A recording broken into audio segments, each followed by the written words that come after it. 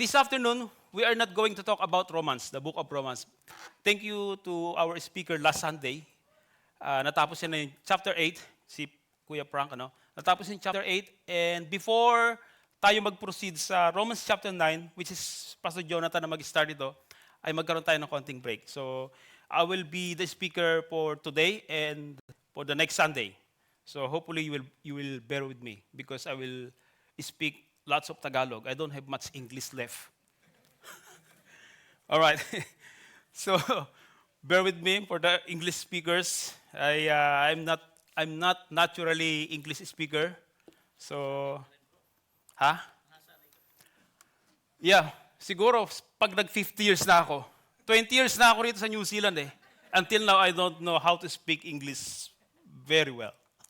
But anyway, I hope you will be blessed by the message today. Like I said, we are not going to talk about the book of Romans.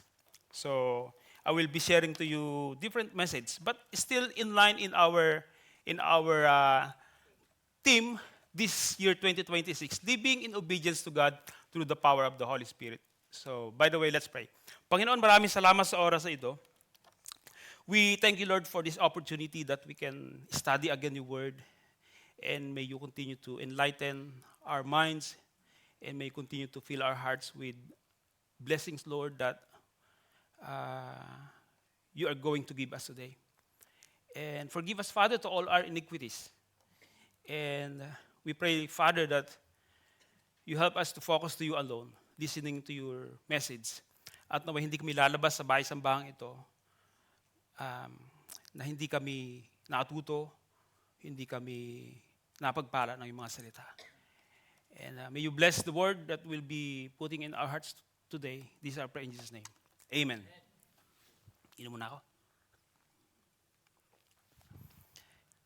Doctor, when he was 7 or 8, I think, sabi niya, Dad, ayoko magkaroon ng brother or sister.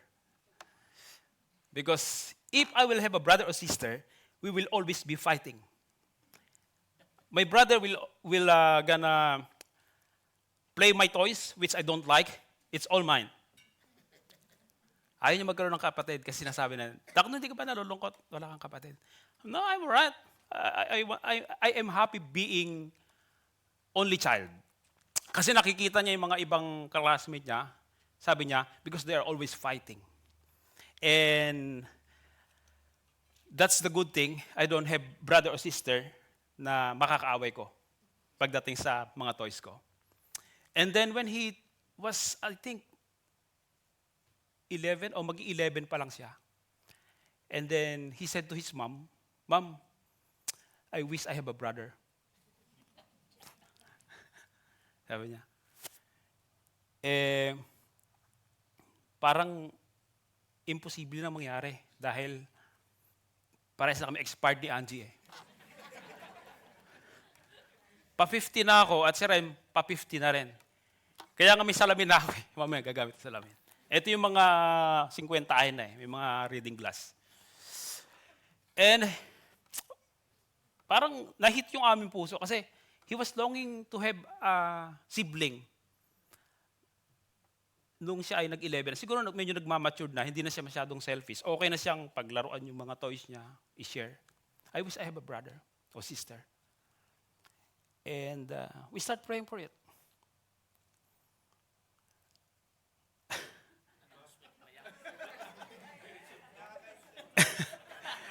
And then we start praying for it. Sabi ko, Lord, ano ba to? Gusto ng brother ni Dakno. And then, kaya ba, last week?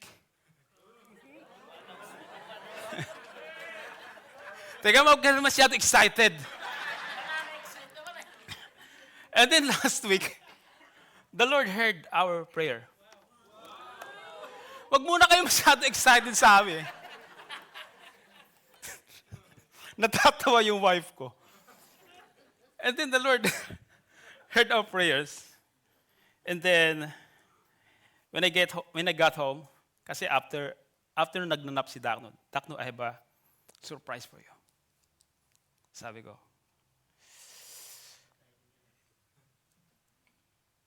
you have now a brother. Yeah! So tuwan-tuwa siya. At piniringan ko yung mata niya, dinala ko sa kotse. Favorite niya kasi orange na pusa.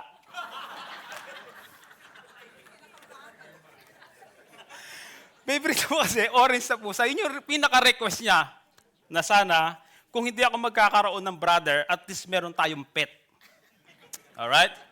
So gusto ko yung orange. And then Friday, kinuha ko yung orange na pusa. And then, at ang kanyang pangalan ay, anong pangalan niya? Siya nagpangalan ito Cedar Jonesay. Ano yung ibig sabihin Cedar Jonesay? Cedar, yung kulay kasi ng kulay niya ay ganito, kulay cedar. And then Jonesay is, the Lord is gracious. Siya yung nagpangalan nun. Ginugol namin si Angie actually nagsabi, anong ibig sabihin ng Jonesay? And then he Googled it. And then the meaning was, the Lord is gracious. Kaya sobrang happy na ni Dakdo dahil meron siyang kapatid. Kaya lang pusa. Masyado ko excited Hindi na kayo magkakaanak ni Angie kasi expired na kami, pa-50 na kami. Pero yung pag-uusapan natin, si Sarah and si Abraham ay sobrang tanda na. But the Lord fulfilled His promise. Alright. Whew! Kala nyo masyado kayong excited Sabi ng Romans chapter 12, verse 2, yung ating team verse this year, basahin ko lang. I beseech you therefore, brethren, by the mercies of God, that you present your bodies a living sacrifice, holy, acceptable to God, which is your reasonable service. By the way, sa mga hindi nakakilala sa akin, ako nga po pala si Brother Dan. I'm not a pastor, I'm a baker. So, yeah. Brother Dan Mendiola. Sa mga hindi nakakilala sa akin, kasi meron ko nakakita rito, hindi ko masyadong kilala Baka nagtatanong, sino kaya nang sasalita sa harapan? Alright. Ang ating title ng message sa hapong ito ay pinamagatang Faith and God's Timing. So, kamusta yung ating pananampalataya sa ating Panginoon? Alright. Waiting is the way that we trust in the Lord, who will be faithful to His promises. And also waiting is how we bridge. Teka, ba't napabilis yata? Waiting is how we bridge the way from promises into fulfillment. And one day, all promises will be fulfilled in God's time. Marami dito siguro katulad ko, we came to New Zealand, pareho ng pangarap to have a better future, to have a better job, apart doon sa God brought us here for a certain purpose. Diba? Halos magkakapares tayo rito, kaya tayo nag-New Zealand, kaya tayo nag-ibang bansa. For better and greener pasture. So, in Genesis chapter 12, verse 1, yung promises ng Panginoon kay Abraham, sabi nung after mamatay ng father ni Abraham, si Terah, sabi niya, get out of your country. This is God's promises to Abraham. Get out of your country, from your family, and from your father's house, to a land that I will show you. I will make you a great nation. Mind you, during this time, Abraham was 75 years old and without children yet. And then si Sarah it's about 65, 64 something years old. Sabi niya, I will make you a great nation. I will bless you and make your name great. And you shall be a blessing. I will bless those who bless you. And I will curse him who curses you. Or curses you. And in you all the families of the earth shall be blessed. Ito yung pangako o covenant ng Panginoon kay Abraham. And also in Genesis chapter 15 verse 1 to 6, mababasa na natin diyan yung covenant ng Panginoon kay Abraham. All right? So after these things, the word of the Lord came to Abram in a vision saying, "Do not be afraid, Abram. I am your shield and your exceedingly great reward." But Abram said, "Lord God, what will you give me, seeing I go childless? And the heir of my house is Eliezer of Damascus." Then Abram said, "Look, you have given me no offspring. Indeed, one born in my house is my heir. And behold, the word of the Lord came to him, saying, This one shall not be your heir, but one who will come from your own body shall be your heir. Then he brought him outside and said, Look now toward heaven and count the stars if you are able to number them. And he said to him, So shall your descendants be. Ganun yung pangako ng Panginoon. Tingnan mo yung stars sa langit, ganyang karami magiging descendants mo. Remember, Abraham have no child during this time. And he believed in the Lord, and he accounted it to him for righteousness. So nanampalataya si Abraham sa pangako ng Panginoon. And also in Genesis chapter 18, verse 11 to 15, hindi ko na ilagay dyan sa PowerPoint eh. So buksan nyo yung inyong Biblia sa Genesis chapter 18, verse 11 to 15. Sinapchap ko na lang po yung story ng Bible, yung verses na babasahin natin para hindi tayo abutin ng alas 5 rito. Alright? So Genesis chapter 18, verse 11 to 15.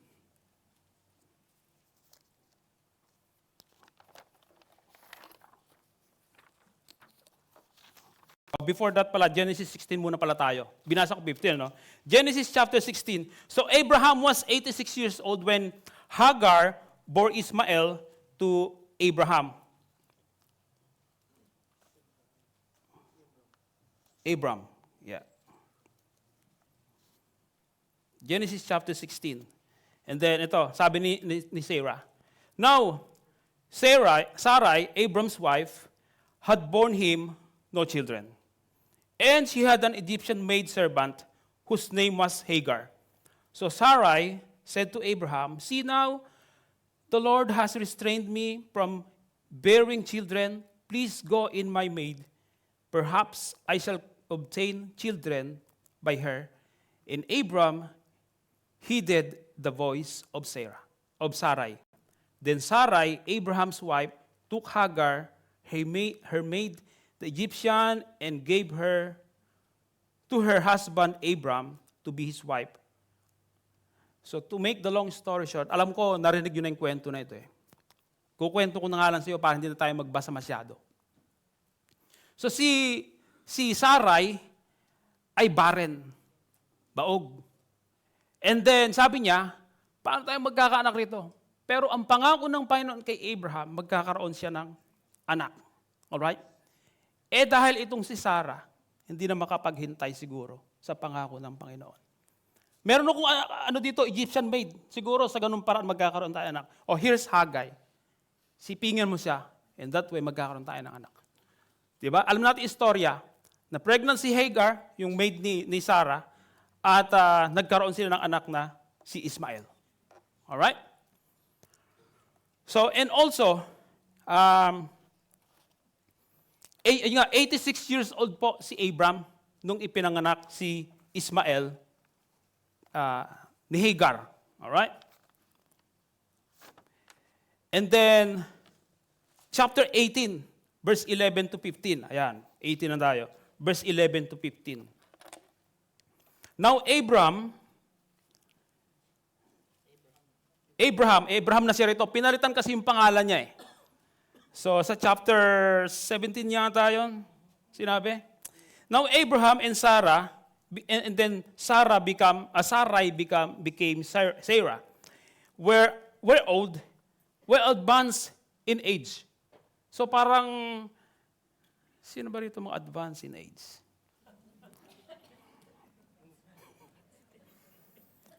And Sarah had passed in age of childbearing. Expired na si Sarah. Sabi nga sa inyo. Therefore, Sarah laughed within herself, saying, After I have grown old, shall I have pleasure, my Lord, being old also? And the Lord said to Abraham, Why did Sarah laugh? Bakit daw tumatawa si Sarah? Eh sabihin pa naman na magkakaroon sila ng anak eh. And during this time, Sarah was 90 years old. and Abraham was 99 years old. Lukot-lukot na yung balat to, sigurado.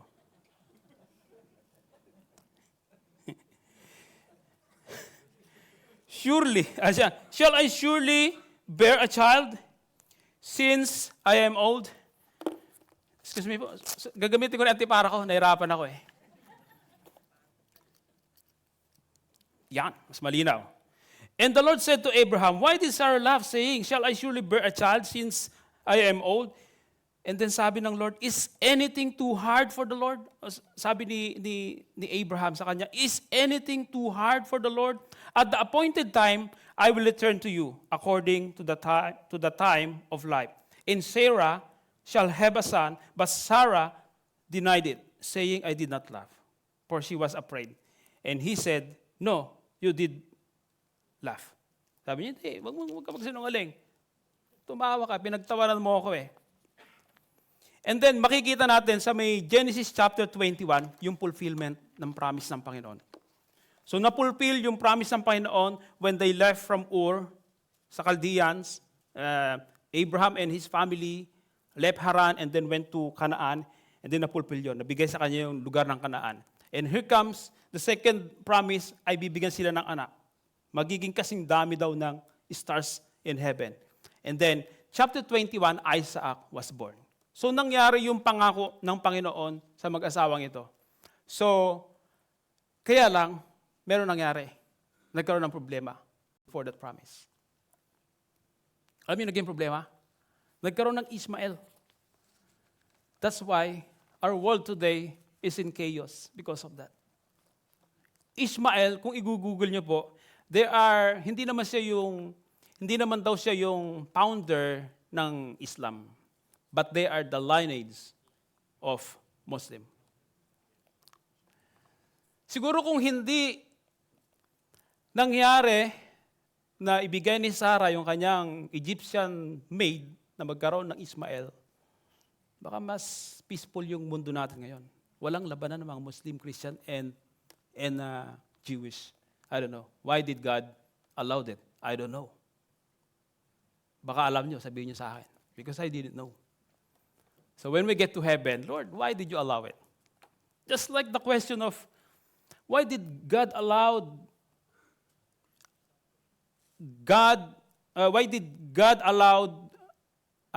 yung, ano yan? Sa Garden of Eden, naglagay siya ng forbidden place doon o tree. Makakain nyo lahat, pero except sa tree. Bakit naglagay pa kasi doon? Eto ang mga tao tuloy, di ba? Oy, kaya natukso tuloy. I don't know, why did God allow it? I have so many questions. One day, I will gonna ask the Father when I get there. But anyway, binigyan tayo ng free will ng Panginoon para hindi tayo gawing robot. Kaya nga, nag-uusap kami kanina maga ng aking asawa. Ang hirap talaga intindihin ng God's sovereignty and human responsibility. Pero salamat sa Diyos, dahil yung mga will natin, hindi pinakikialam ng Panginoon. It's up to you. That's your gift. Free gift yan. Do it your way. Ito yung gusto ko para sa'yo, pero it is up to you how you will decide. Kaya nga hindi tayo robot. Salamat sa Diyos, hindi tayo robot. Binigyan niya tayo ng kalayaan to decide. Pero ang gusto ng Panginoon, siyempre, ito. Pero malimit, hindi yun ginagawa natin sa buhay natin. Just like, ito, sabi ng Panginoon sa kanya, ito yung pangako ko sa iyo, magkakaroon kayo ng anak. Ganyang karami, stars. Pero dahil nainip sila, gumasin ng paraan. And then ibinigay si Egyptian maid Hagar, nagkaroon Ismael. That's why this our world today is in chaos. So mga kapatid, here's the question. What are God's promises to you?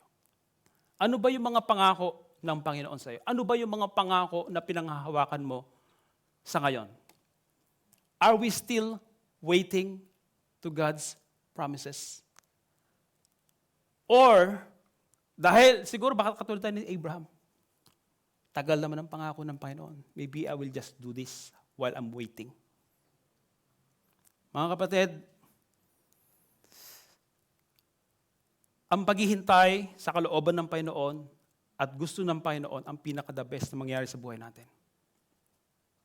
Pero kung gagawa tayo ng paraan o ng ibang bagay, labas doon sa may pinangako ng Panginoon, we will get into trouble one day.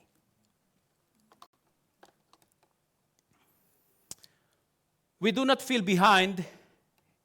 Gusto ko i-share sa inyo yung isang devotional book na nabasa ko. Sabi niya rito, we do not feel behind because we failed. We feel behind because we forgot who is leading. When we lead ourselves, everything feels urgent. When God leads, timing becomes purposeful.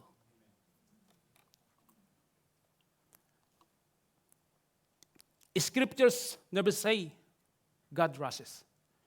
It says He appoints. He appoints seasons. He appoints growth. And also, He appoints moments in our life. And an appointed time does not respond pressure. Yung appointed time does not respond pressure. Think about it. Ano yung pinanghahawakan nating pangako ng Panginoon? I know all of us here have certain goals, certain desire, certain wish, certain pangarap sa buhay, certain pinagpipray. At kalakip ng mga yon, binabalot ng pangako ng Panginoon at hinihintay natin na mangyari o maganap yon. Pero, ang nakakalungkot mga kapatid, nowadays, waiting is no longer important.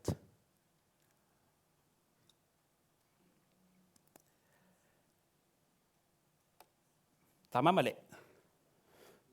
Sometimes, yes, we wait for a wee while. Pero in perfect time, hindi na natin hinihintay talaga. Sa pagkain na lang eh. Di ba? Okay na yan. Yung yum-yum noodles. 2-minute noodles. Busog ka na eh. Pero alam nyo, kung gusto nyo kumain na masarap, it takes time. Magluto kayo, maghiwa kayo ng gulay na masustansya. Di ba? Ng karne. Yung karneng binili, fresh. Lutuin nyo. It takes about 30 to 1 hour to prepare. Pero meron kayo healthy meal. Than eating instant 2-minute instant noodles. Ganyan ang ginagawa natin ngayon. Ayaw natin naghihintay. Gusto natin lagi fast food. McDonald's, KFC, fast food eh. At saka nakakainin mo na lang. Ayaw natin maghintay doon sa restaurant na tagal naman, gutom na ako. Pero alam po ninyo, waiting is worth it.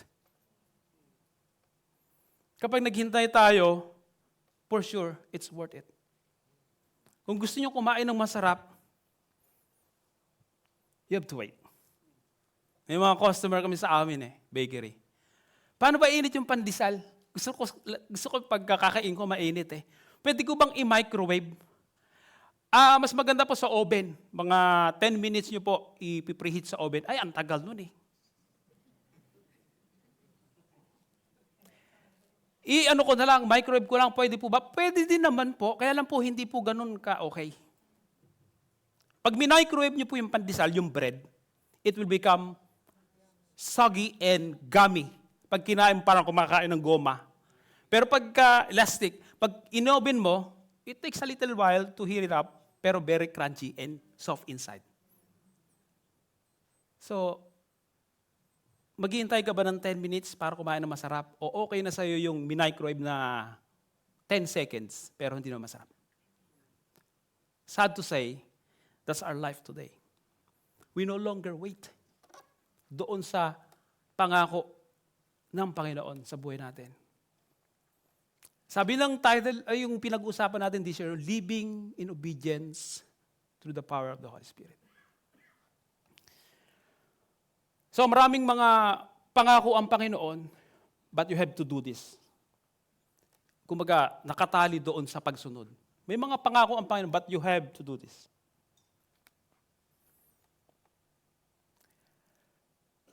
So maraming mga tao, ang bilis mag-init ng ulo dahil hindi na makapaghintay. Alright, boys.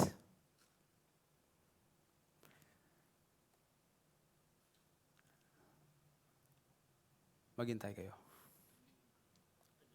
sa tamang panahon. Girls, maghintay kayo ang tamang panahon. Mga panahon nila, Kuya Sani, di ba? Ewan ko paano niligawan niya si Ate Ami. Pakis naman, Uy, di pa tayo kasal! Hindi naman siguro ganun si Kuya Sani. Pero marami tayo narinig ganun Di ba? Siyempre, I was a victim of that. Pakis nga! Uy, di pa tayo kasal. Maraming tao hindi nakapaghintay. And then, many Christian girls or ladies, they became pregnant. Outside marriage. Hindi nakapaghintay. Ang daming mga desisyon na mali dahil hindi nakapaghintay. May mga desisyon tayo na dapat hindi muna ngayon, pero dahil gustong-gusto natin, atat na tayo matanggap yon. Pero hindi pa yung appointed time, hindi pa yung God's time ng Lord. And then, we get into trouble. Sabi ng Ecclesiastes chapter 3 verse 1, this is my favorite favorite verse. To everything there is a season, a time for every purpose under heaven. 2006 mga kapatid, dumating ako ng New Zealand. Isang maleta, ilang pirasong damit, ilang pirasong salawal, medyas. Alam mo, salawal yung short. Salawal kasi tawag sa amin nun I have nothing. I have no money. Kasi nga, sabi ko, pagdating ko New Zealand, yayaman siguro ako. Pero alam po ninyo, yun yung heart's desire ko when I was in the Philippines. Lord, sana makarating ako New Zealand. Because this is my dream. This is my wish. May bakery kasi ako noon sa Pilipinas. Pero all equipments ay rented. Nirerentahan ko. Pati pwesto nirerentahan ko. And then I have no capital. I have no money. Nakapag-start ako ng bakery doon, nang hiram ako sa tita ko ng 3,000 pesos. When I was 12, my dream was to become a baker. One day, sabi ko, sana magkaroon ako ng sariling bakery. That was my dream when I was 12. And then, fast forward, 2026, that dream came true. Naging baker ako, nagkaroon ako ng sariling bakery sa New Zealand. Sabi ko, 2006, ilang damit lang dala ko, ilang short. I have no money. And then 2008, my wife, kasi wala pa ako asawa nung 2006, nandito ako. Bumalik ang Pilipinas, we get married, and then 2008, nakarating si Sister Angie. And then 2009, nagplano kami na one day magbe-bakery kami. We don't know how. Pero yun yung pinanghahawakan namin pangako ng Panginoon. God will provide. We have been praying. Nag-try kami mag-loan sa bangko. Maglo-loan po sana kami sa bangko. Maglo-loan po sana kami para saan? Sa business. Magkano kailangan nyo? Ganito po. Bang, decline. Uy. And then we went to other bank. Maglo-loan po kami. Ganito Bang, decline. Third time. Second time, decline. And then sabi namin, hindi pwedeng mangangarap lang tayo, wala tayong ginagawa. Sabi ng Lord, do your part. We started to save money. Hindi kami nagbili ng kung ano-ano, hindi kami nag-utang ng kung ano-ano. Lahat ng income namin, we put together in one bank. At sabi namin sa bangko, sabi ng bangko, anong gagawin niyo sa pera na to? We're going to open up a bakery in the future. Wow, you need a lot of money. Yes, we know. My sahod o my sweldo during that time is $14 per hour. And Sister Angie is, I think, $11.50. Aliit, no? Sweldo ni Kuya Sunny nun siguro baka 17 during that time. Mas malaki sweldo niya. Di ba? So $14. So lahat ng sweldo namin nung pinupunta. Our first visitor, I think, Ryan and Joy, they went to visit us in our rented flat. We don't have couch. We don't have dining table. All we have is yung built-in na lutuan sa mga flat. We don't have washing machine. They visited us and we sat on the floor. Do you remember, Joy? Because we don't have money to buy those stuff. Yung pera namin napupunta sa savings. So natuto kami magtiyaga. My car was worth $700. Hulugan pa. Pero laging full tank. Dalawang ikot ng dalawang full tank. Ganun karami nilalagay ko. 1980s na Toyota Corona.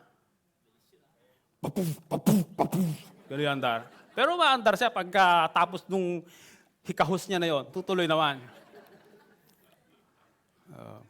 Pinangkakarera ko ba? Nagkakarera pa nila Kuya Sunny nun eh. Piling ko malalaglag yung pang-ilalim eh. Pero until nabuhay kami. Alright, back to the story. So, 2009, and then 2010, nakaipon na kami for a year, nakaipon kami ng almost 10,000 New Zealand. For a year. That's how serious we are. And then, Lord, magta-try po kami. Meron kasing binibentang bakery, which is in Papa Nui Bakery. May-ari nun is a Chinese lady. And then, Lord, ito yung bibilin po namin na bakery sana eh. And then, nag-try kami sa bangko where we invested our savings. Sabi namin, magbi-business na po kami. 2011 na yata yun pala. 2011. Yeah, 2011. Magbi-business kami. And then, alright, sige, i-approve ko yung loan nyo, pero wag nyo i-give up yung trabaho ninyo. During that time, nagtatrabaho kami full-time sa catering. Ako sa kasi Angie. And then sabi ko, sige, para daw mayroong guarantee. Kasi lagi ang tanong, nag-loan kami, ano ang asset nyo? My only asset is my wife. Asset pala yung kayamanan eh. Yung mga bahay, gano'n. Hindi masyado marunong makaintindi ng English eh. Sumasagot ng mga alanganing English din. Kaya nade-decline. Alright. So, nung nag-loan na kami, third time, may asset na kami, 10,000. Yun. Yung malay asset, 10,000.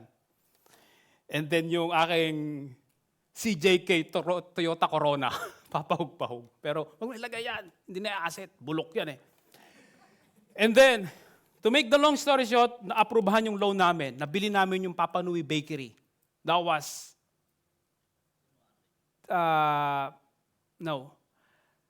at the end of January. And then after 2 weeks, we signed a contract. All right, signed the contract. Naalala nyo, dalawang beses kami dininay. Diniklan kami ng bangko, pero hindi kami tumigil. Okay, kasi nga, siyempre, wala din naman kaming asset nun eh. Walang kahit konti. Paumpisa. Pero we still hold on doon sa pangako ng Panginoon. Merong desire yung puso ko eh.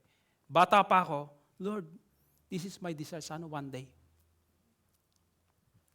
Kaya nga hindi na po ako nakapag-college dahil nalulung na ako sa paggawa ng tinapay. Nag-start ako magtinda ng pandesal, 12 years old, and then hanggang high school. Natapos ko yung high school ko, pasang-awa. Kaya nga pag magtatanong si Doc ng assignment sa akin, algebra, nakuha na ako. Nanay mo na lang tanungin mo, hindi ko nga alam yan eh. Hindi ko nga alam yung mga ganyan eh. To be honest, I didn't know those things. Ang alam ko lang, gumawa ng tinapay. That's it. So, sabi ng nanay ko, anak, kahit tapusin mo na yung high school, for the sake of my nanay, tinapos ko yung high school. Pero pasang awa. Pero natapos ko naman. Pero wala ko natutunan. Mabait daw kasi ako, sabi ng teacher ko eh, masipag. Kaya pinasa na ako. Hindi, totoo yun. So napasa ko yung high school, hindi na ako nag-aaral ng high school, ng college. And then, dahil kasi siyempre sa kahirapan din ng buhay, walang pampaaral. And then, hindi ako nakapag-college. Trabaho ko sa ibang bakery. And then, doon pala hinuhubog ng Panginoon ako, yung skill ko, nagagamitin ko in the future to fulfill yung kanyang promise sa desire ko o sa pangarap ko.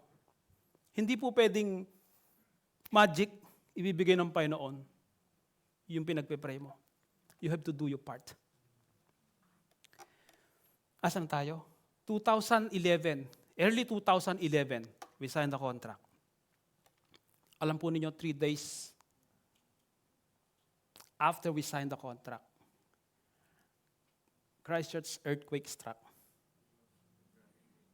February ano yun? 11. We signed the contract February 9. And then, first thing, February 22? 2011. Tama. So mga February 19, we signed the contract. And then nung nag-earthquake, patay. Durog lahat eh. Everything was in chaos. Alright? Durog lahat. Akala namin, pati bakery, basag, durog. Yung trabaho namin, basag. Namatay pa nga isang kasama ko noon sa dati kong trabaho, Trocadero Bakery. So, tawag dito, akala namin, pati yung pangarap ko na bakery, gumuho na rin. And then, we go to Papa Nui. Pagdating namin doon, the only building that wasn't destroyed ay isa sa bakery na binili namin. The Burger, Sublaki, Bakery, Dairy, and the Mekos Mekos. Everything was destroyed. Indian takeaway. KFC, Northland, and then, alam niyo yun, di ba, yung mga nandito during earthquake. Naintindihan yung kinukwento ko, di ba? For the benefit of those who are not here. So yung hanggang kahabaan ng Maryville, destroyed yan. Lahat ng mekos-mekos na kainan, bagsak. Mga Chinese, bagsak. Alam niyo, nag-open kami. So kami lang, yung building lang na yon ang open after ng earthquake. Kita niyo naman yung after ng earthquake, parang war zone. Nung nag-open kami, sobrang daming tao. Even they don't know what pandikoko is. What is this? That is pandikoko, sir. What is that? It's a coconut bun. It's a sweet bun with coconut. Okay. No choice. Walang choice yung mga customer, mga puti. Binibili nila. Andali namin na i-promote sa mga locals yung Filipino bakery, Filipino bread. 5 years time dapat namin babayan business loan. In 3 years time, we paid it off. Ganun kabilis na pay off agad namin. Sabi ng bank manager, kailan ka magbubukas ng isa? Pwede nating pahiramin ka ulit. Wag mo na po. Ganun katindi. Ganun pagka nangako ang Panginoon. Kapag yung God's timing, sabi purposeful. What if na-approve yung loan namin when we first try?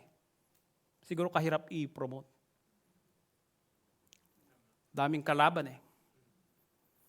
Nung nag-open kami, no choice sila, mga kapatid.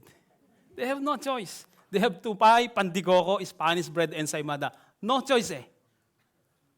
So mga kapatid, this month we celebrated 15 years anniversary ng bakery. Yung fulfillment ng pangako ng Panginoon sa buhay ko, when I was a kid, nangyari in 15 years time. Siguro mga kapatid, meron kayong mga pangarap sa buhay ngayon. It could be meron kayong pangarap bumili ng bahay. Pangarap nyo mapagtapos yung mga anak nyo. Pangarap nyo, I don't know, what is your dream? Hold on to that dream and wait for God's timing. Don't rush. Don't make in a hurry. Just wait for God's timing. Because to everything, there is a season and a time for every purpose under heaven. Sabi niya pa, sa verse 11, God made all things beautiful in its time. So when we are waiting, mga kapatid, I know it's not easy to wait. Naranasan natin halos karamihan dyan. Nung naghihintay tayo ng answer from immigration, mapi-PR ba ako? Ma-decline ba yung visa ko? Di ba? During that waiting, si Brother Ryan, isa ito sa best prankster eh. Hello, Mr. Minjola, this is immigration agency. Uy, immigration, mapi-PR na ako. Si Brother Ryan lang pala, yung kaba ng dibdib, habang nag-wait. Maraming pinarangk yan during those times. Alam niyo mga kapatid, habang naghihintay tayo, hindi easy maghintay. Ang hirap maghintay. Kaya nga minsan nagdi-decide tayo, wag na nga maghintay, eto na nga lang gagawin ko. Mga kapatid, don't do it. Just keep on waiting for the right timing ng Panginoon because it will come to pass. It will happen one day. Because God made all things beautiful in its time. Isaiah chapter 60 verse 22, sabi niya rito, the smallest family will become 1,000 people, and the tiniest group will become a mighty nation. At the right time, I, the Lord, will make it happen. May mga pangarap tayo sa buhay, meron tayong mga dinidesire sa puso natin. Sabi ng Panginoon, at the right time, I, the Lord, will make it happen. 2008, kinasama kami ni Angie. For 5 years' time, we have been praying for a son. O for a child. Ang hirap ng hinihintay namin. 3 years pa lang kami, palagi na ang tanong uy, hindi pa ba kayo magkakaanak? Hindi pa ba kayo mag-aanak? Pero deep inside, yung puso namin, gustong-gusto na nga po namin ante. Tanong pa ng tanong. It's hurt.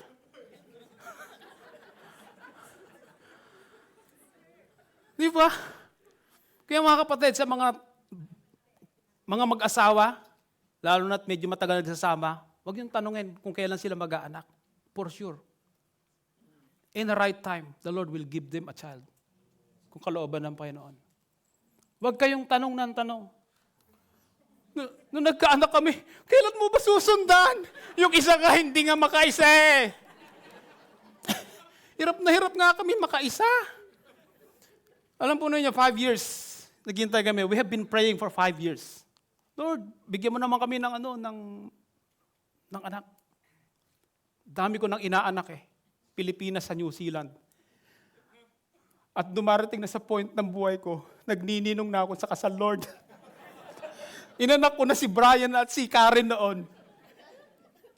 Si Milka. Sabi ko, Lord, alam mo ba akong magiging anak niyan? And then, sabi ng doktor, may problema kasi kayo. Kaya hindi kayo magkakanak. Sabi yung problema ko, tapos na ba tayo? Low sperm counts. My problem. And your wife is polycystic ovarian syndrome. May PCOS.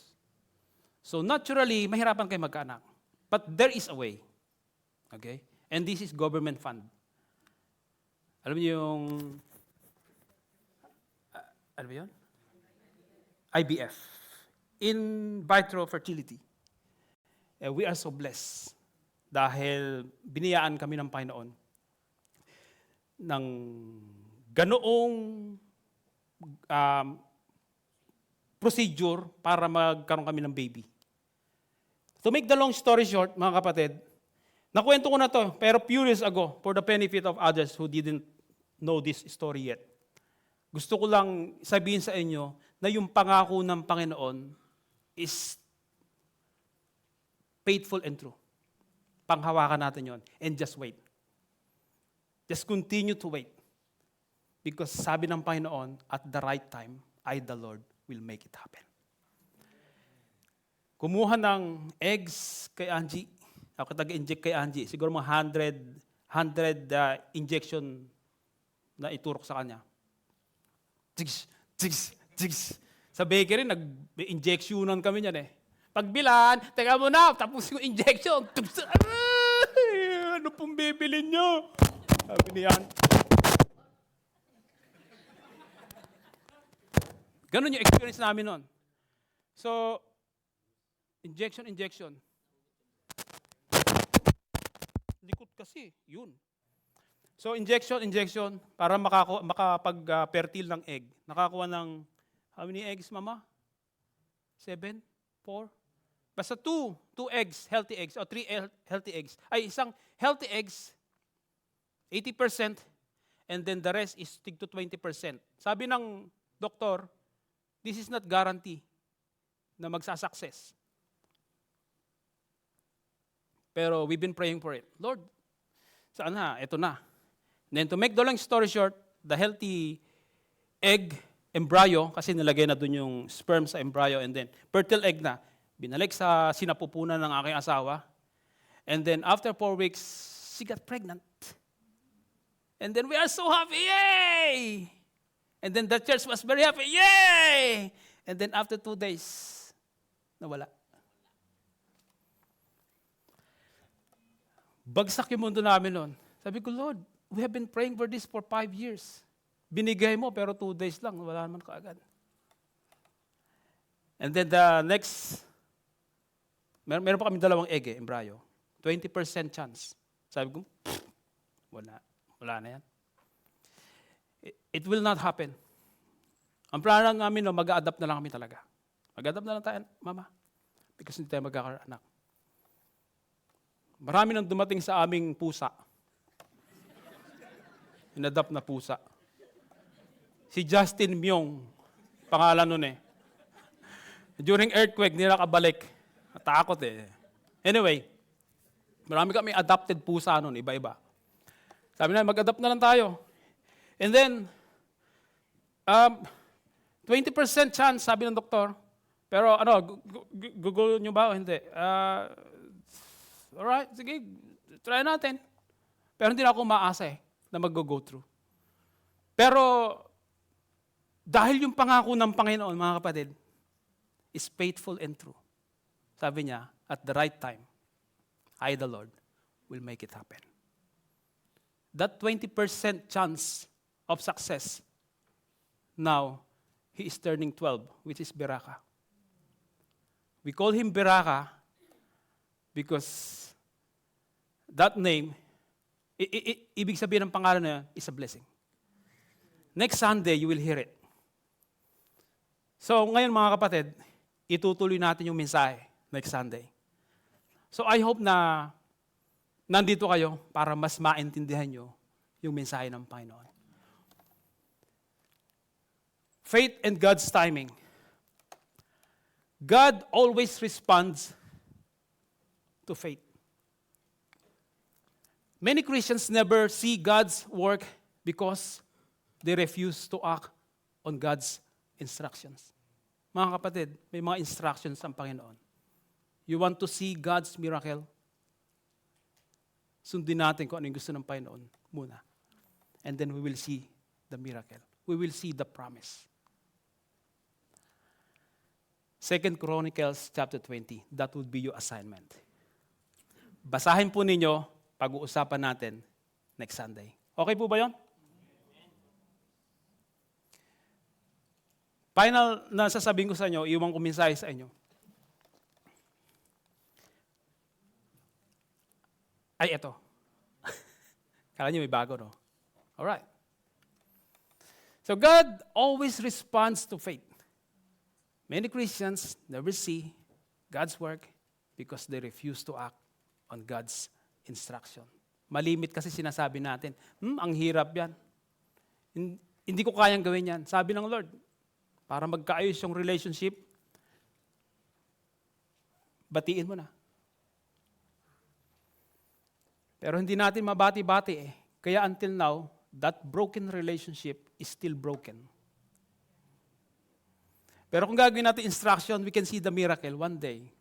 Sis, bait mo talaga. Di ba? Na-experience natin yon.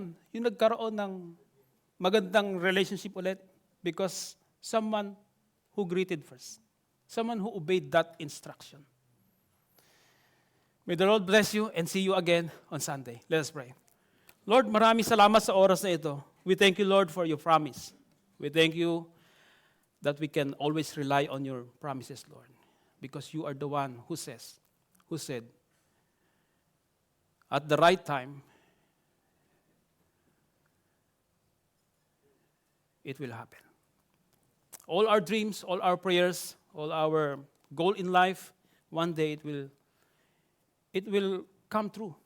O mangyayari, Panginoon, sa buhay namin. Lord, dalangin namin, patuloy kaming maghintay sa tamang oras mo, sa tamang pagkakataon na inilaan mo para sa panalangin ito sa aming mga puso. Lord, may you continue to bless this word into our hearts. And may you continue to help us to live and apply these words. This is our prayer in Jesus' name. Amen and amen. May the Lord bless you.